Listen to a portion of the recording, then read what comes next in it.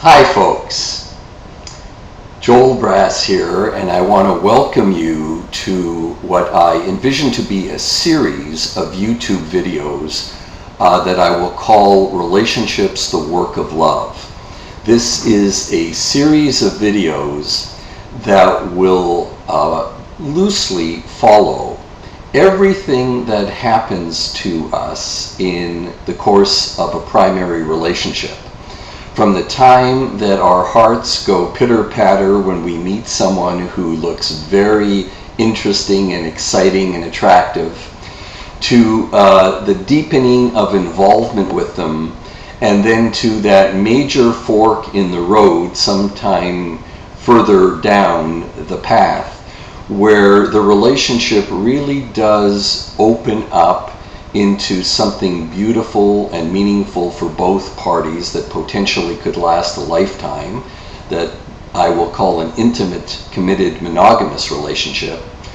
Or that same fork in the road where slightly down the path the decline sets in and one or both people conclude that it is not suitable for them, and then the relationship slowly or quickly ends, either usually with people being confused and baffled by what has occurred given how it started, or worse yet, that it becomes mired in acrimony and antagonism between the two people.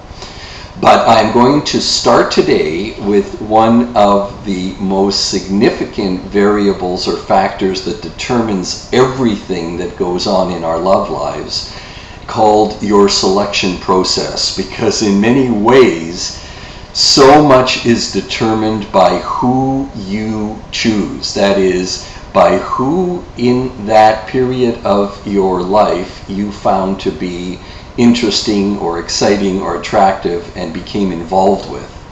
Because I'm going to suggest that your selection process is not random or mysterious, that it actually follows a law that if you can start to engage in and own up to, can really give you a lot of information about what has happened in your love life, such that when it doesn't work out, you don't end up righteous, you don't end up victimized, you don't end up baffled.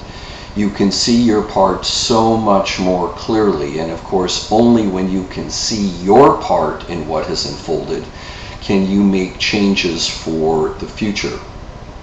So here is a law that I want to introduce you to. I want to suggest right from the get-go that it is for many people at first quite provocative or controversial, and can on some level upset you at first hearing. But if you stay with, if you get past that initial shock value or element, it has a great deal to show you about the way that you tick.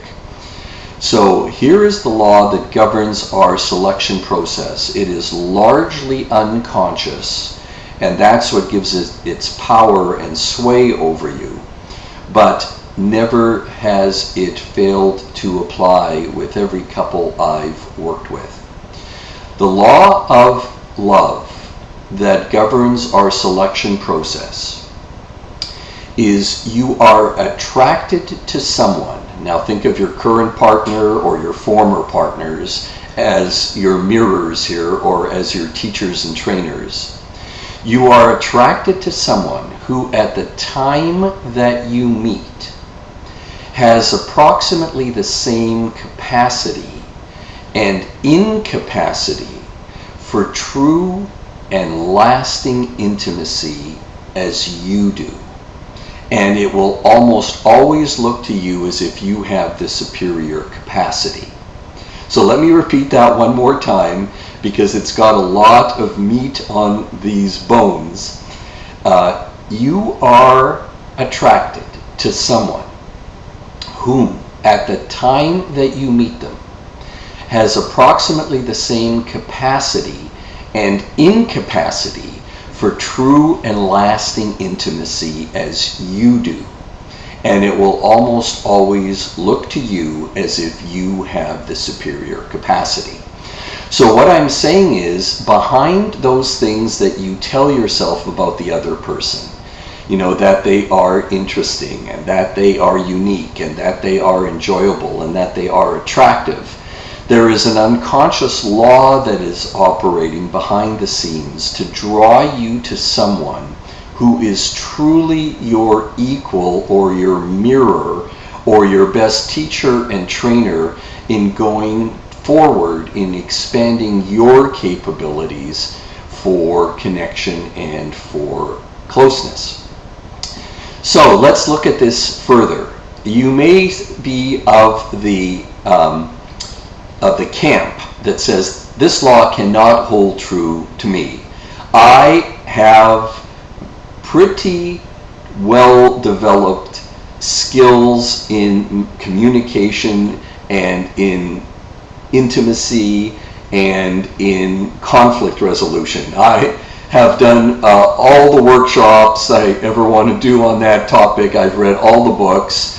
However, my partner doesn't communicate with me. My partner withdraws emotionally in times when we need to discuss something that is difficult or painful. Or let's go a little further, my partner is more committed to work and success in the marketplace than he or she is to me. Now, if this law holds true, what this means is that though your issues and impediments to true and lasting intimacy are not the same as this other person's, that deep in your makeup, deep in your heart and soul, you carry identical barriers and issues and impediments to what could be true and lasting intimacy between the two of you. So for instance, all of that may be going on for one person, but for the other person, let's say that they instead are more committed to the children than they are to the spouse. Or perhaps you are more committed to the well-being of your mom or dad or family member than you are to your spouse. Or even becoming more engaged and helpful to your friends than you are to your spouse. So your engagement with all of those other parties matches this first person's engagement in work and you might say withdrawal and shutting down as their modus operandi. So what this means again is you may think that you are a B at the very least in these matters, maybe a high B plus or an A minus, and you keep being attracted to C pluses or C minuses. But if the law holds true, and again I'm suggesting it has never failed so far, you might be the first, is that you have chosen this person because you carry issues and walls that are equivalent in nature to the ones that you're seeing probably quite accurately displayed in your partner. Let me give you another example of this law in motion. He is, let's say, judgmental of you, or emotionally distant, or invalidating. He might even have been hurtful to you in certain ways in the realm of your sexual relationship in the past. And so you see all of these things going on in him that keep the relationship from feeling safe or loved for you. However, very likely there will be again the equivalent but different set of presentations in you. So perhaps for him, you are perceived as bossy, or you are perceived as moody, or you are disinterested now in sex with him. So again, what I am saying is there is this mirroring going on at all times between two people, and the value of seeing this is You cannot ever change the other person, but you can begin to see yourself so much more clearly, and that perhaps again in matters of real vulnerability, real honesty, real skill in opening up issues that are very difficult or hard to talk about, but doing it in a honest and humble and respectful fashion are just as difficult for you to take on as they are for the other person. So what this law means is you have actually attracted your perfect match, even though they may not look like that to you. That is, you've attracted your perfect teacher for matters intimate.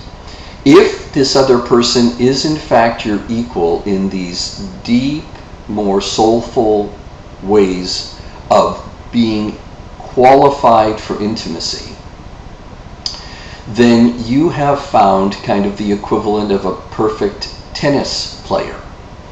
And if you want to get better, let me use that as an example, at tennis, and that tennis is something that is a personal passion or something that you want to excel in. If you go to the tennis courts, you don't choose to play with someone that beats you 10 times out of 10. The ball looks like the size of a pea. You can't hit it for trying. You walk off the court dejected and lacking in self-confidence, and you haven't learned a single thing more about how to become better at tennis. You also don't choose a tennis player who you beat 10 times out of 10, right? You can hit the ball with your eyes closed. You can hit backhand lobs without thinking twice about it. Your partner can't return any of it. You win 10 matches out of every 10. But you also, in that second scenario, walk off the tennis courts and you are not a better tennis player at all. If you want to improve in tennis, and I'm suggesting the universal or spiritual consciousness or the laws of nature apply in your love life, and you want to become more skilled as expediently as possible, you choose a tennis player who beats you about as often as you beat them. And in the crucible of that kind of equal and opposite skill set, both tennis players are pushed to their growing edge, and both tennis players walk off the court feeling good about themselves because they know that their competence, they know that their skill set in tennis is improving because they found their ideal match. Now, using that analogy and applying it to the law of love, what I'm saying is each of us carry more wounds and hurts and disappointments from our past than we know. Each of us are more ambivalent, more fearful, more blocked, and in many ways disqualified from true and lasting intimacy than we know. And by finding this other person who appears to be so exasperating and frustrating that we're pulling our hair out, we've actually found the perfect person in showing us that we have our own work to do. Because again, if this law holds true, and you start to go into your inner world and start to examine the things that you're carrying, even potentially from childhood or adolescence, or your previous loves, and what has happened with them before you even met this person that you're involved with now, the law still holds true.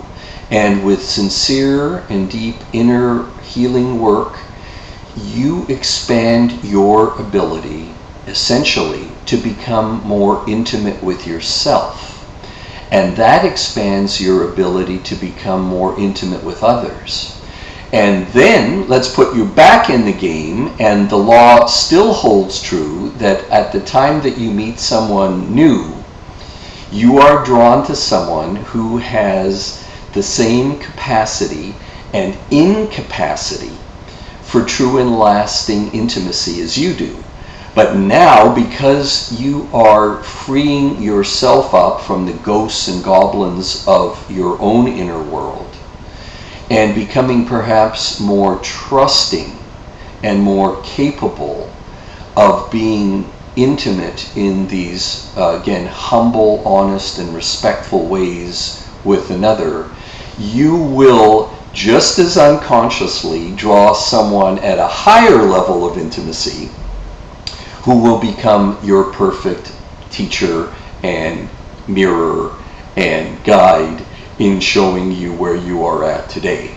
So to conclude this first video of the Relationships, the Work of Love series, I will quote one more law that has never failed to be applicable to me and all of the people I've ever worked with.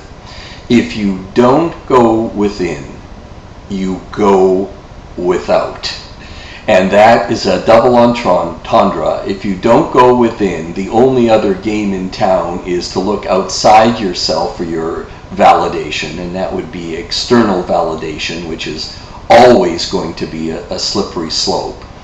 But on another level, if you don't go within, you go without. And these unknown and unconscious barriers to real and lasting intimacy will be what you take with you to the next relationship and the one after that. And that's why the patterns in these matters, the dynamics in matters of love, are way bigger than the people. And sadly, and often tragically, we go on with the same patterns and dynamics in place, and hope and believe at first that we found somebody radically different from everyone we knew in the past. But what happens again is your love code will kick in, and you will not be able to give or receive any more love than your own inner work allows you to, no matter who's out there. Even if you fell in love with kind of the hunk version of Mahatma Gandhi, you would not be able to give or receive anything more than your internal love code will allow you to. And what I'll be talking about in future blogs and videos is your love code. So I hope this first video on your selection process is useful and applicable. I can appreciate it is at some level perhaps initially disturbing or surprising, but as I've said, over time I believe it will be more and more enlightening and useful to you, liberating you hopefully to really be able to be at the driving wheel of your love life as you move forward. Thank you.